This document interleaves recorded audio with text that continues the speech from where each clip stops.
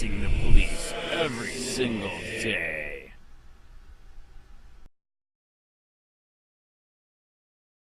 Tougher code enforcement rules. One strike, $100. First-time offenses surge from $25. By Betsy Calvert. Staff writer. The cost of keeping too much junk in your yard is about to go up. Charlotte County Commissioners voted unanimously this week to adopt a new code enforcement policy that increases fines. A first offense will be $100 instead of $25 and takes the county civil court system out of the process.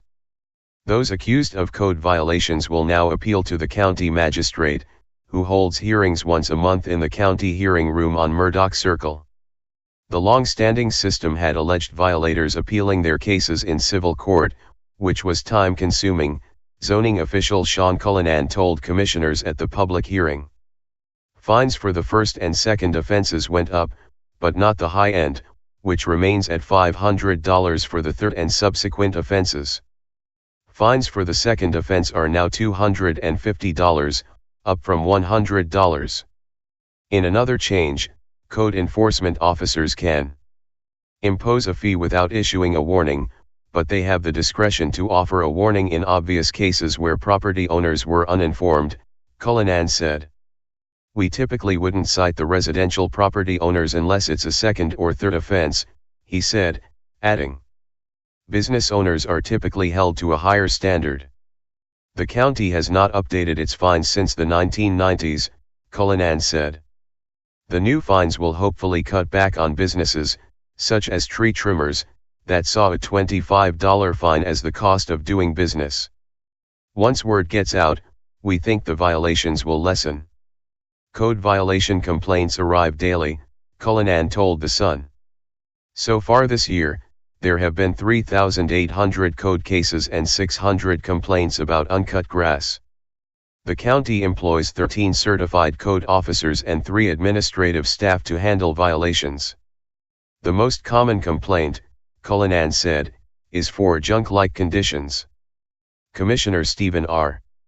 Deutsch said he was more concerned about the length of time it takes for the county to resolve serious code violation complaints that affect public safety, such as unauthorized wiring and construction, or septic system failures, or allowing vagrants to live outdoors.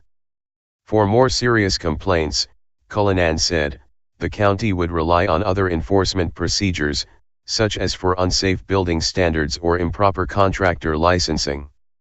For example, Cullinan said, the county last year cut the power to a building under construction on Minnesota Key, to prevent a hazard. This citation process is for smaller items, he said. During a period for public comment, resident Joan Fisher said the county needs to let people know that it has many code requirements. A lot of people don't know that, she said.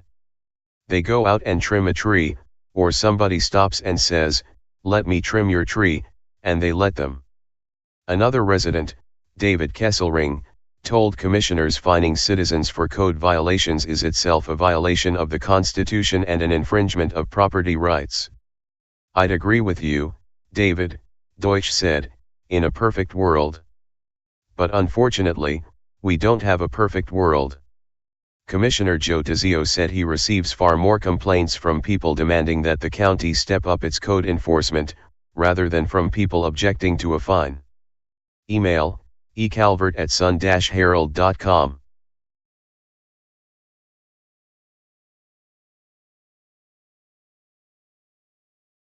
In June, the U.S. Supreme Court granted IJ's petition in Timms v. Indiana, a case that will make constitutional history.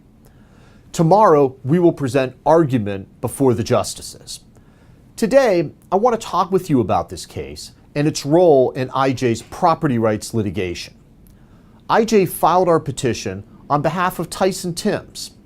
Tyson is a young man who is overcoming opioid addiction. After he was convicted of selling $225 worth of drugs to undercover officers, a mistake he made in a last-ditch effort to fund his addiction, Tyson pleaded guilty and served out his sentence, which included house arrest, probation, attending AA meetings, and maintaining a steady job, as well as paying $1,200 in fees. But rather than let Tyson get his life back on track, the government made his recovery all the more difficult by using civil forfeiture to seize his only vehicle, a truck he bought with the proceeds of a small inheritance. Needless to say, this case is very important to Tyson, but it will have implications for all Americans. There are three vital issues at stake in Timms v. Indiana. First, Timms presents an essential but unresolved question concerning a key protection in the Bill of Rights, the Eighth Amendment's prohibition on excessive fines. Over the past century, the Supreme Court has held that virtually all the provisions in the Bill of Rights are applicable not only to the federal government, but to state and local governments as well. Remarkably, the court has never directly held that the Eighth Amendment's excessive fines provision is incorporated against the states. The Timms case will resolve that issue for the first time. Second, this case arises in the context of an issue that IJ has pioneered and one in which we have revolutionized the law: civil forfeiture. As you know, civil forfeiture allows the government to take your vehicle, your cash, even your home or business, regardless of whether you were convicted or even charged with a crime. It is one of the greatest threats to private property rights in America today. And even where civil forfeiture is somewhat tied to illegal activity, like in Tyson's case, forfeitures sought by the government are often far more draconian than the criminal penalties imposed. Indeed, the trial judge in Tyson's case called the forfeiture of his truck grossly disproportional to his first-time offense. Justice Clarence Thomas recently declared that it was time for the Supreme Court to revisit the constitutionality of civil forfeiture statutes. This case provides the court its first opportunity in over 20 years to re-examine this doctrine. Finally, Tyson's experience spotlights many of the injustices that flow from excessive fines, fees, and forfeitures. You may remember IJ cases in Missouri, California, Georgia, Indiana, and elsewhere on behalf of property owners who receive thousands of dollars in fines from minor code infractions like chip paint or cracked driveways. There is no public health or safety justification for this enforcement, just a desire for revenue on the part of government agencies that stand to financially benefit. These perverse incentives have created a nationwide phenomenon. At the federal, state, and local levels, fines, fees, and forfeitures have exploded as governments turn to economic sanctions to bolster their budgets. The Timms case has the potential to protect individuals in every state from these abuses and to limit government's ability to turn law enforcement into a revenue stream.